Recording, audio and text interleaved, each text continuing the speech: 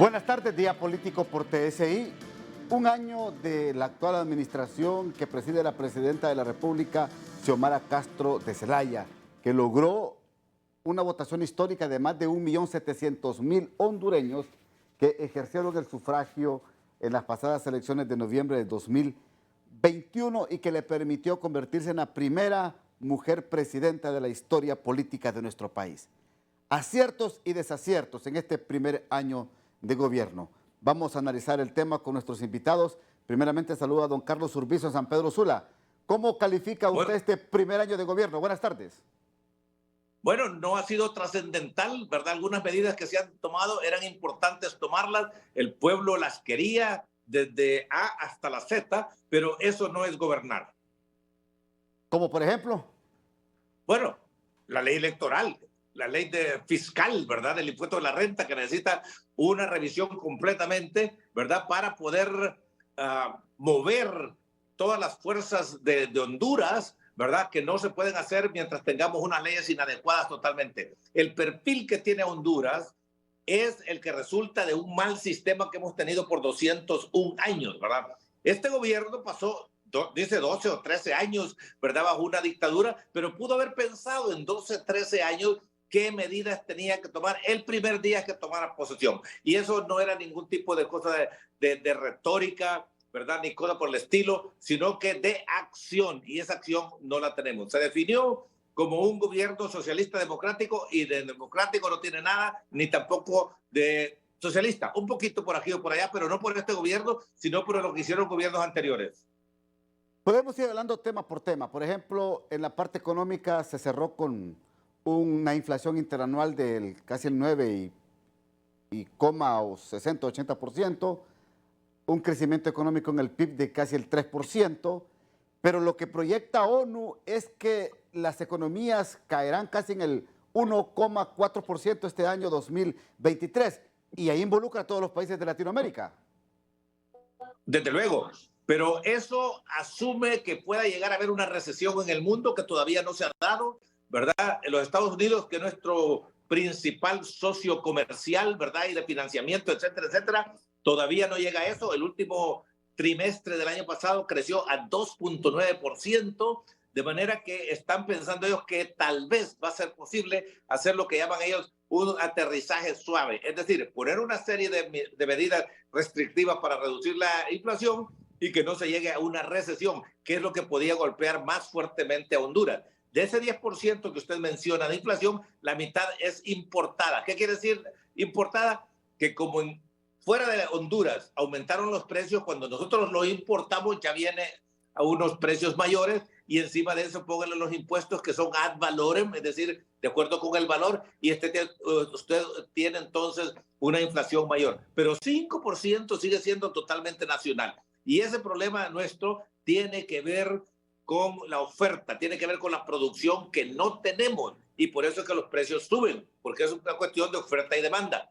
La población sube, la demanda sube, más arroz, más frijoles, más comida, sí, más medicina, más escuelas, más de todo, porque está aumentando la población. Y si la producción no sube al mismo ritmo, pues entonces vamos a tener este desequilibrio que tenemos actualmente. Ahora, pero, así que el gobierno necesita implantar una serie de medidas que sí, alienten la inversión nacional. De afuera no nos van a venir a resolver el problema de arroz ni frijoles. Tenemos que hacerlo aquí nacionalmente, y ahí las políticas de Honduras a través de todos los tiempos han fallado.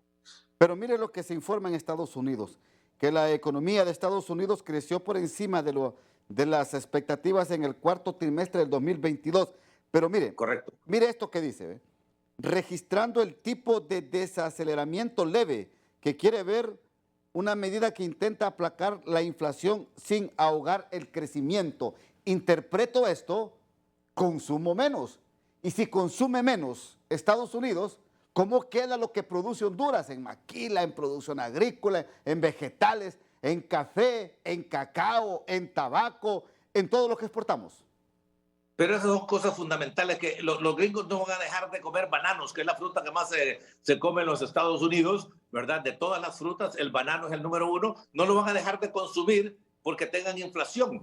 No van a dejar de consumir tampoco tilapia, que es el pescado más barato que puede existir, y Honduras es como el segundo o tercer exportador de eso. Eso no va a cambiar mucho. Son las otras cosas industriales las que podrían cambiar. Pero, como usted leyó ahí, lo que quiere decir eso, que ellos están tratando de tomar medidas fiscales y monetarias que permitan reducir la inflación sin afectar el crecimiento mayormente, pero que va a afectar el crecimiento, lo va a afectar. En vez de 2.9, que creció en el trimestre anterior, de repente va a bajar a 2, a 2.1%, y hay una serie de ajustes que ellos tienen que hacer y otros que son automáticos, que tienen que ver con ciertas políticas fiscales que entran en funcionamiento cuando ciertas condiciones se dan.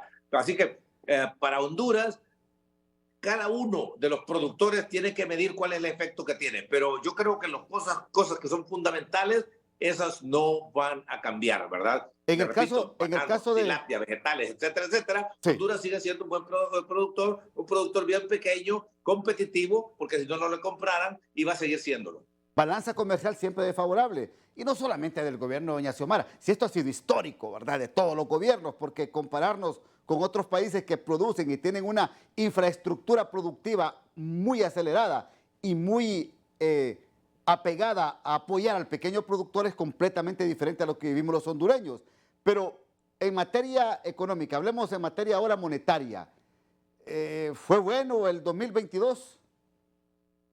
Sí, fue relativamente bueno, pero acuérdese también que la economía funciona solo para ciertos grupos, ¿verdad? Y no funciona para la mayor parte de los hondureños, que seguimos en una pobreza horrible de casi 70-75%, y eso no cambió, más bien se agudizó. Y el problema, como he dicho tantas veces, es que cuando hay crecimiento económico no es parejo, no beneficia a todo el mundo. Es como cuando yo gano libras, no se distribuyen en todo el cuerpo, sino que se van a la cintura, ¿verdad? Entonces, lo mismo sucede con Honduras. Tenemos un crecimiento económico desequilibrado, y para eso se requieren una serie de políticas, tanto fiscales como monetarias. ¿Qué quiere decir política monetaria? Las acciones que tiene que tomar el gobierno a través del Banco Central, que es autónomo, sí, para poner más dinero en disponibilidad de los usuarios, ¿verdad? Ahorita hay un exceso de liquidez, ¿pero por qué? Porque no hay demanda. ¿Y por qué no hay demanda? No hay ideas para inversión, no hay capacidad de pago y una serie de otros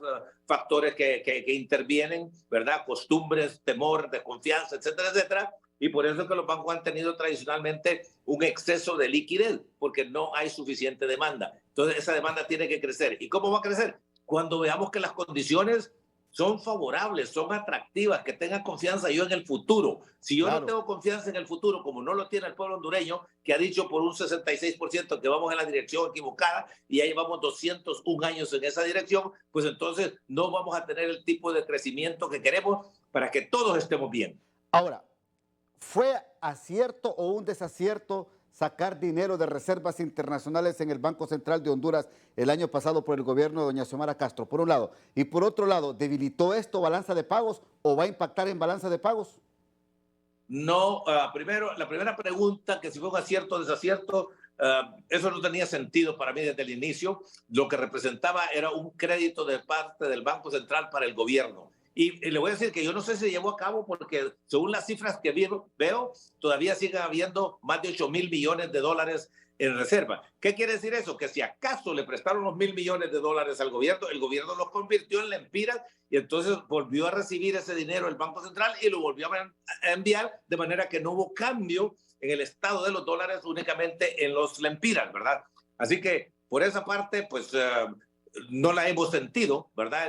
Se mantuvo más o menos la inflación, como la devaluación o depreciación, más correctamente dicho, aproximadamente en un 1%, que es muy benevolente, y eso tiene nuevamente oferta y demanda. El precio no va a subir si la demanda se mantiene o se disminuye con relación a la oferta, y la oferta está altísima en más de 8,000 millones de dólares, que es como decir que yo tengo un inventario para venderle al pueblo hondureño por los próximos 5 años, ¿verdad? Así que esa parte está bastante sólida. ¿Y cuál era la segunda pregunta? No, es que si el impacto de esto, de sacar dólares de reserva, va a impactar negativamente en balanza de pagos. No, la balanza de pagos, para nada. Ok, perfecto. Voy a la primera pausa, ya regreso.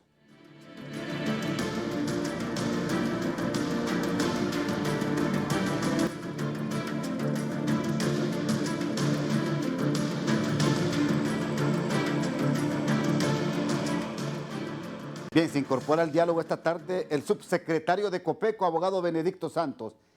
He estado hablando con don Carlos Urbizo y ha dado algunas opiniones referentes al tema económico del cual él proyecta que no ha sido tan bueno en este primer año de gobierno de doña Xiomara Castro. Pero para usted, ¿cuáles son los aciertos de su gobierno, abogado Benedicto Santos? Muy buenas tardes, licenciado, al igual que el licenciado también ahí, economista, un hombre muy versado en la materia. La verdad de las cosas es que nosotros venimos a levantar nuestra presidenta ha venido a levantar un país o intentar levantar un país que estaba desde todo punto de vista, como decimos en el argot popular, patas arriba. Primero, a organizar una administración pública desde el punto de vista administrativo. Encontramos un país donde no se sabía qué instituciones, como le quiero decir, desmembradas. Por ejemplo, vimos nosotros lo que pasó en CEDIS. Habían cantidades de instituciones y a la hora de la hora no se sabía con quién o con cuáles habría que entablar alguna relación ya de tipo legal para poder ordenar el país. Lo mismo con todas las instituciones del Estado. Primer orden, la presidenta es reducir el aparato de las secretarías de Estado en las 25 secretarías de Estado, que es lo correcto que puede tener un país, aparte de las instituciones autónomas. Eso primero hay que ordenarlo para tener un punto de partida. Luego encontramos nosotros las arcas del Estado saqueadas totalmente. No hay Secretaría de Estado donde no haya actos de corrupción y primero hay que ordenar, primero hay que ver lo que está. Uno no puede entrar a la casa a dormir si no saca toda la suciedad o la pudredumbre, hablando de un punto de vista más objetivo. Ya a partir de este año podemos decir que tenemos nosotros ya no podemos encontrar una justificación de lo que vimos en el pasado, pero el año 2022 fue un año para ordenarlo, fue un año para ordenar el Estado en relación a cómo lo encontramos nosotros. Bien, ¿qué opina usted, don Carlos Urbizo? Bueno, yo repito, la oposición estuvo fuera por 12 años y fue tiempo suficiente para haber conocido la realidad de Honduras y haber estado listos para gobernar desde el día número 1. No hay excusa para eso, ¿verdad? Yo comprendo lo que está diciendo aquí el abogado, ¿verdad? Que había que ordenar algunas cosas, pero hay otras cosas que tienen que ser inmediatas y de política. Por ejemplo, haber puesto en el tapete una ley electoral que instituya la democracia en Honduras, que no la hemos tenido por 201 años y no la vamos a tener mientras haya movimientos, dueños de movimiento, residuo electoral, cociente electoral, que no elegimos nosotros a los regidores directamente. Eso era número uno. Número dos, a la par, es una nueva ley fiscal, la que tenemos desde 1951, que tiene tantos parches que no sabemos exactamente qué es lo que está vigente sin invertir una gran cantidad de dinero en andarle y de tiempo buscando cuáles artículos han sido reformados y cuáles no. Eso es un desorden fiscal que tenemos horrible, ¿verdad? Tenemos una situación donde las sociedades mercantiles pagan 2 y 3 veces más que las personas naturales, ¿verdad? A pesar de que, por otro lado, sí les cobran con el impuesto de ventas y de producción, que es un impuesto regresivo.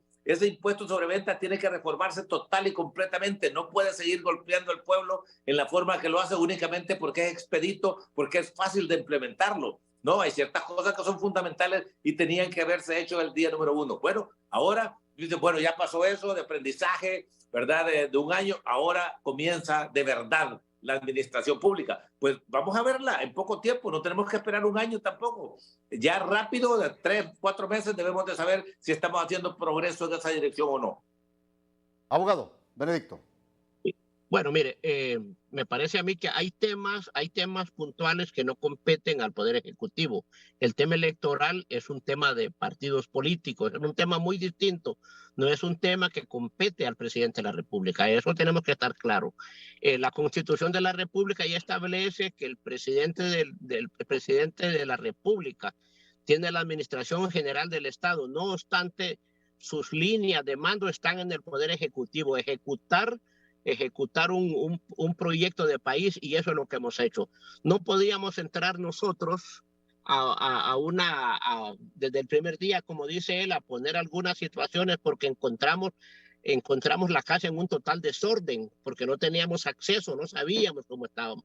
Había que ordenarlo, y ese es el punto de partida número uno. Y hay que poner las bases. Y una de las bases que se establecieron en este gobierno de nuestra presidenta Xiomara Castro, la presidenta de todos los hondureños, es transparentar la administración pública pidiendo el apoyo de lo que es la cooperación internacional a través de la instalación de una CICIG en el país. Ese es número uno. Número dos es quitarle a los aborazados que se han adueñado de este país en el tema de los fideicomisos.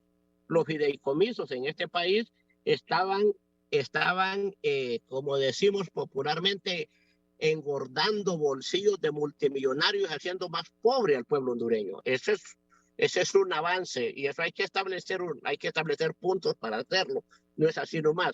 Estamos luchando por recuperar una de las empresas, como lo es la ENE, que fue una de las empresas otrora donde le dábamos energía eléctrica casi a todo Centroamérica, pero un grupo de aborazados vinieron y metieron, ¿cómo se llama?, las famosas térmicas, y con esas térmicas dejaron al país en quiebra, al igual que el tema de Hondutel y las instituciones estatales.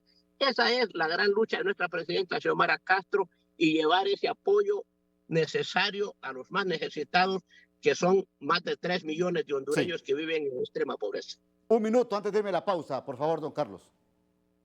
Bueno, mire, la cuestión de Hondutel y de ENE es bien sencilla. Son negocios, no son secretarías de Estado. No tienen por qué estar golpeando el presupuesto y después indirectamente a nosotros. Esos negocios tienen que venderse. El gobierno está para dar servicios públicos que se financian con los impuestos que nosotros pagamos. Los negocios son otra cosa, y el gobierno jamás va a tener una mentalidad, ¿verdad?, de sector privado, como tampoco el sector privado va a tener una mentalidad de sector público, porque son dos funciones completamente distintas, y cuando se mezclan esas dos, tenemos el desastre que hemos tenido. Voy a la segunda pausa, ya regresamos en Día Político por TSI.